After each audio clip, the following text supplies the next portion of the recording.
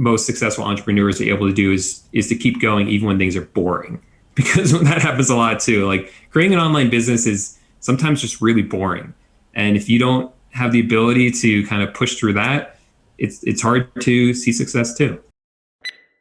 Hi everyone, it's Patrick. This is probably the most exciting video, at least for me, that I've released on my YouTube channel so far. And it's probably gonna be my favorite as well. I had a chance and opportunity to interview J Lipsky, who is probably the biggest retail dropshipper on YouTube that at least I know. This is very special for me because without Paul, my YouTube channel would not exist. Without Paul, my eBay and Facebook Marketplace dropshipping journey would not start. Paul had definitely influenced me starting this whole dropshipping journey. I discovered him last year when I was searching for eBay dropshipping on YouTube, and his video was one of the first one I saw, and I watched probably most of them. I applied his rules for eBay dropshipping and Facebook Marketplace dropshipping strategy, and it was a great honor to finally meet him through Zoom and be able to talk to him. Before I start the video, I only want to mention two things. One, join our Facebook group, the link is below.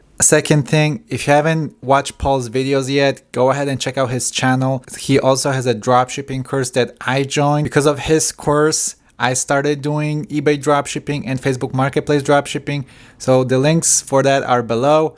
But without further ado, here's my conversation with J Lipsky. Hello everyone, and welcome to my channel. I have a very special guest today. The man, the myth, the legend, the dropshipping titan itself, J Lipsky. Paul, thank you for coming here. And how are you doing?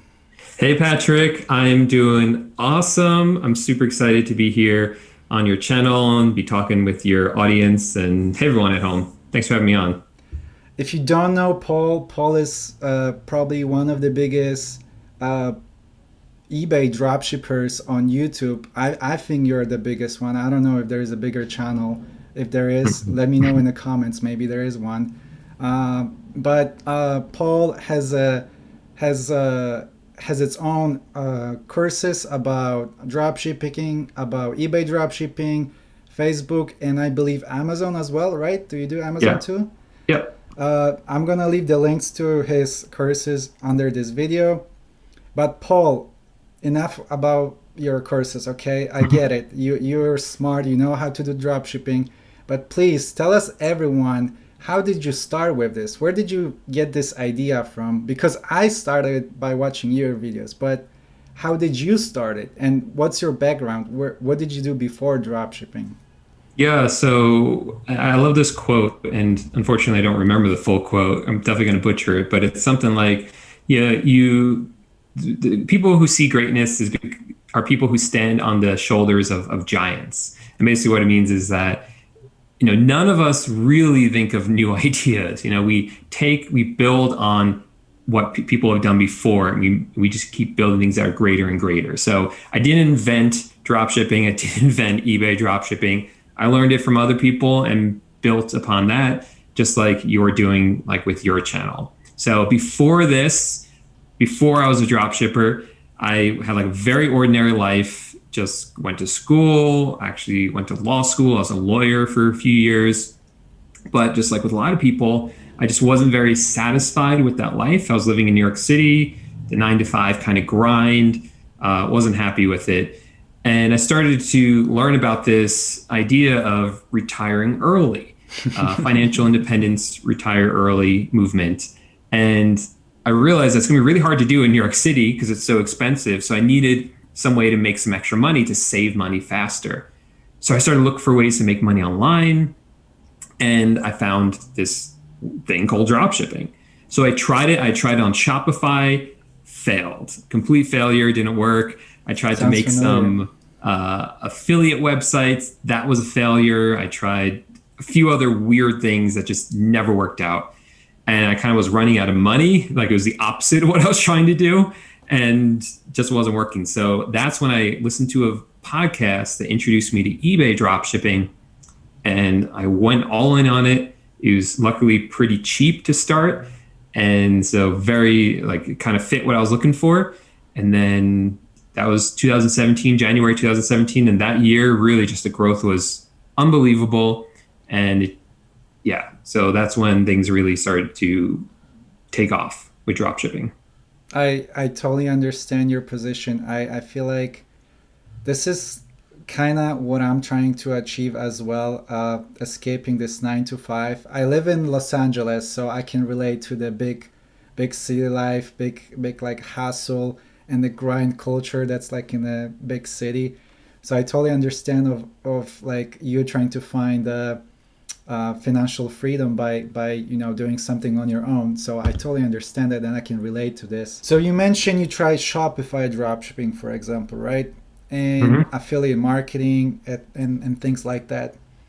And then you discover eBay dropshipping. So the question is, do you think eBay dropshipping, like anyone can start it? Do you think it's like the easiest side hustle online that you can do? I think if you're looking to build an e-commerce business, then I think dropshipping is the easiest way to do that. Um, I don't know if it's necessarily the easiest way to make money online. I think there may be some other ways you could do it, but I tried a lot of them. And for me, the only thing that really worked was dropshipping. And at the time that was eBay dropshipping. That's all I was doing. It's just the barrier to entry is so much lower. You don't have to have like all that inventory. You don't have to store that inventory. You don't have to worry about marketing. Right. So just yeah, for beginner, it just makes so much sense if you're looking to sell physical products online. So, how would you recommend for someone who's just watching this for the first time, discovering eBay or Facebook dropshipping, right? Mhm. How would you recommend that person to start with? Like, what supplier maybe they should start with, or how did you recommend, the starting process? Where should look for help? I think that right now, like as we're making this video, the best place for beginners to start is on Facebook. eBay is still really good place to start. It's great for beginners. And one of the things I love about it is that it's been around for so long. I think it'll continue to have be around for a while. So it has like that lasting power. And so with Facebook marketplace dropshipping, that's a little bit more unknown. It's still pretty fresh, but it's so hot right now. Even if it goes away in a year, you'll have a really good year and you'll learn a lot that you can easily bring to eBay. So I'm telling like most beginners at this point to just go onto Facebook Marketplace or do both eBay and Facebook. But if you're only going to do one, Facebook Marketplace. And the really cool thing about it is that we can still use suppliers that are other retail websites. So like Amazon.com, Walmart, and HomeDepot.com. And in particular, if you're dropshipping on Facebook Marketplace, you'll have more than enough if you just do Amazon and Walmart to dropship from. Just so many items to dropship, great suppliers to work with, great customer service. It's just going to make your life a lot easier if you just stick with that system. Amazon and Walmart over to Facebook Marketplace, and it's like golden for beginners. So, we talk about retail suppliers like Walmart and Amazon, right? What do you think about wholesale? What's your position on wholesale drop shipping, and what do you think about it? I think wholesale is really important if you're going to be drop shipping on Amazon and increasingly eBay. So with the wholesale, we are getting the items higher up in like the chain of production, like not getting like we're getting them from the same places that Walmart buys them from or Amazon buys them from. So we're able to get them for cheaper prices. So we have better margins. And that direct relationship with those suppliers is what Amazon and eBay want us to have technically when we're drop shipping. So in order to be like fully like make them happy, in order to have those better margins, I think it's definitely a really good strategy. So with Amazon, like I said, if you're drop shipping there, I think it's essential. With eBay, I think it's a really smart idea because they have just a more like legitimate business that you're setting up when you're working directly with those suppliers. I know people are doing it on Facebook Marketplace. I think you're doing it a little bit. Is that right? Uh, well, kinda. I started using Costaway, Okay. which technically is a wholesaler. Hmm. I don't want to spoil too much because I'm gonna make another video about it. But Okay. yeah, I tried Costaway. Okay. So I haven't been doing wholesale on Facebook Marketplace at all. I just love, I prefer using retail websites. I think it's just a lot easier, and it just works so well. So yeah, that's what I've been doing. I agree with you. With Facebook, definitely, retail is way easier than doing the wholesaling thing. So speaking of Facebook Marketplace, at the time of making this video, there's a lot of people that are getting locked down or banned from Facebook Marketplace. Mhm. I saw in your group that you make a statement that it seems like you have a little bit more insights about it. Could you tell us what do you think is happening with Facebook bans and lockdowns? Yeah. So just to give a little bit of history, what has happened was about 2 weeks before we're recording this video, many people got these emails from Facebook saying there's been some sort of suspicious activity on your account. You have to change your password. And as soon as those people went in to change their password, they were no longer allowed to sell on Facebook Marketplace, or they lost their ability, their shipping option on Facebook Marketplace. So what's going on? It's like seems pretty random and strange. Now, I luckily it didn't happen to me, but I've been digging into it, talking with a lot of drop shippers, but also just searching around different forums on Reddit, on Facebook as well. And this is a universal thing. So it's not just hitting drop shippers. It's happening to people who buy from thrift stores and sell on Facebook Marketplace, people who only buy on Facebook Marketplace, have never sold anything. So it's hitting everyone, or potentially anyone. And I've talked with a lot of students trying to help them through it, and they've reached out to support, and support always says the same thing. This is an error. It is some sort of glitch or something that Facebook is aware of and is working on it. And I'm even inside a Facebook group that is set up by Facebook, by admins at Facebook Marketplace. And they made a post just the other day saying, these are the unknown issues that we're working on. Here's a poll. Let us know which one's the most major concern. And in there was this exact issue, getting an email saying that there was some sort of security issue, and then you get locked out of your account. And in the poll, the number one thing was everyone wanted that resolved, because obviously if that happened to you, you're not going to be able to sell. So we do know it's not, they're not attacking drop shippers or attacking people because they did something wrong. It really seems like it's some sort of bug in their system that they are working on. And if you reach out to them and you actually are able to reach someone in their support department, I've seen 100% of the time they reinstate the account. Doesn't mean it won't happen again, but the reinstatement does happen. The problem is just reaching their support, because they have so many people sending in support tickets about this. I think they're feeling just a little bit overwhelmed by it. That was very insightful. I feel like a lot of people will find this very valuable, what you just said. And I was guessing that it might has to do something with retail dropshipping. But Hmm. and I believe, if you look at what people say, everyone has this own theory about this. You just told me something completely different, and it makes sense. I personally were not blocked like you. Hmm. I never got this email that you just said about changing your password, but I could see this happening. So that was very insightful, Paul, and thank you for that info.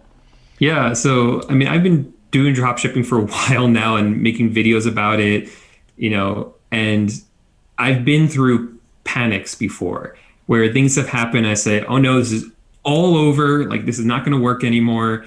And then a week later, things are like just back up and running. May not be 100% the same, but these things change on marketplaces, or these weird things happen and then they get fixed and they go away. It's just part of the process. And one thing I've learned, which I definitely wasn't good at first, was learning not to panic when that happens, and then to really dig in and look for like facts and find people who really know, because a lot of these Facebook groups and forums, it's just full of speculation, which I get. I get why it happens, but unless you talk to someone at Facebook and really find out, you're not going to know. 100%. I agree with you. I think that it happened to me before on eBay. When I was starting out, I had a drop in my sales for a little bit, Hmm. and but I kind of applied what you just did. Don't panic. Try to see what's going on. Take a break, and go. Came back to it. I came back to it, and everything is working now. I've been doing it since I got. Uh, I had a drop in sales in like September last year, and ever since then, it's April 2021. Everything is fine. So I 100% relate to this. Don't panic. Take a break. Everything is gonna be all right. Don't give up. I think I agree with this philosophy.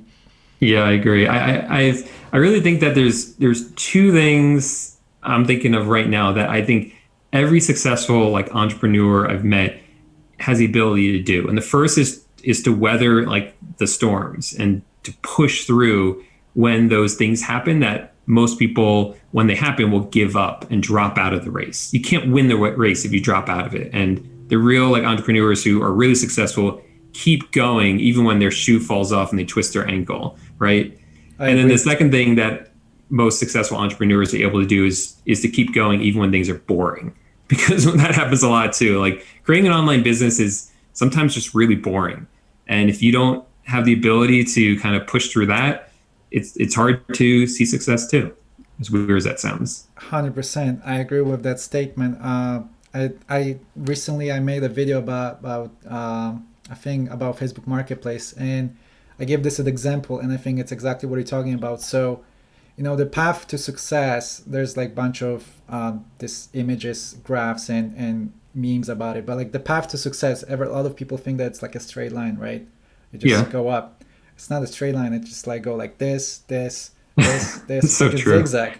It's like sometimes, sometimes nothing is happening, just like you said. It's kind of boring. You don't have any sales, and sometimes you need more. You need help with fulfilling orders because there's just so many. It goes in like uh, seasons, I guess. Sometimes it's slow, sometimes it's hot, and I 100% relate. The key is to just don't give up, just keep going and do the job. So I can relate to this, Paul. So we have eBay, we have Amazon, and we have Facebook Marketplace, right? That's like the main three dropshipping marketplaces that people are using. Yeah. Have you tried Mercari, for example, or like Walmart or any other marketplaces? I'm laughing because now I'm gonna spoil a YouTube video I'm gonna make. But Oh, then we don't have no, to. no, I want to. I'll talk about it anyway because who knows if when I'll actually make those videos. So, Macari, I haven't tried. It's something it's on my radar, 100% for sure. Walmart, same thing, sort of. And the reason I say story is because I've applied to to be accepted into Walmart's selling Hmm. program, and that's the hard part about Walmart. You have to apply to sell, and I was rejected. And then I appealed and never heard back from them. And at the time, I was like, you know what? I could probably figure this out. I have friends who are doing it. I can push, I can try and make this work. But that's around the time I was starting Facebook Marketplace and it was starting to really take off. So I said, you know what? I'm just going to concentrate on Facebook for now and I'll Right. figure this out another time. So right now, that's kind of where I am with Walmart and Macari. I see. I see. Okay. Another question that I wanted to ask you is virtual assistants. So Mhm. I've been doing dropshipping since January 2020, around that time. And just now I starting to hiring virtual assistants. So it take me over a year to do it. And most of it comes from like a mental block by thinking, hey, um, it, you need to earn more money, or you need to learn more about this in order to hire someone to do this for you. And once I hired someone to do the listing process for me, I realized, why did I do this earlier? So my question to you is, when is a good time to hire a virtual assistant? Yeah, it's really challenging question to answer because there's not like a number I can give or anything like that. And it's very dependent on the person. So for me, in my experience, I needed a virtual assistant when I got to the point where I felt like I'm still working my 9 to 5 job and running these businesses, and I just don't have time anymore. I'm running out of physical time to run the business, and that's preventing my business from growing. And this is a huge mistake that I see a lot of new drop shippers or any kind of entrepreneur making, is that they wait too long to hire help, and then their business isn't able to grow, or they don't see the potential that if they hire help, that their business could grow more, because that frees up their time to focus on the more important parts of the business. Like, I'm sure, Patrick, now you are hiring this virtual assistant, they're taking away some tasks for you, which gives you more time to do product research, which you're really good at, which really grows the business. So I always like to tell people, hire earlier than you think you need to, like a few months earlier. I would never tell someone to hire right away. People think sometimes ask that question. I would never do that. But once you start to see the traction coming, you start to see the sales start to come in and things start to build up, start thinking about hiring a virtual assistant, because you could always just do it for a few hours a week, have them start to come into your business, get familiar with how your process works. And that way, when you're too busy to hire and train a virtual assistant, you will already have one. Because a lot of people, they get to the point where they're too busy, they think, even hire or train one. I agree. I should have listened to you earlier. So next time I'm just going to call you and ask Paul, when is a good time, and just do it. Paul, I think that'll be all the questions I have for you. I think there was a lot of questions that we asked. We got some good answers. If you haven't subscribed to Paul's channel yet, I'm going to leave a link to his channel below. I'm going to leave the link to his courses, his dropshipping courses, the Dropshipping Titans. And I highly recommend checking them out. I took them. They helped me. Without Paul, this YouTube channel would not exist. So he's a big part of it. But anyway, Paul, thank you for coming. It was a pleasure. And let me know, guys, if you enjoy having Paul here. If you do, leave a comment saying I love you, Paul. Maybe don't say that, but say something.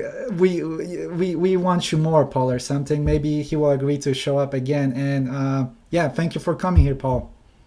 Thank you, Patrick. Take care.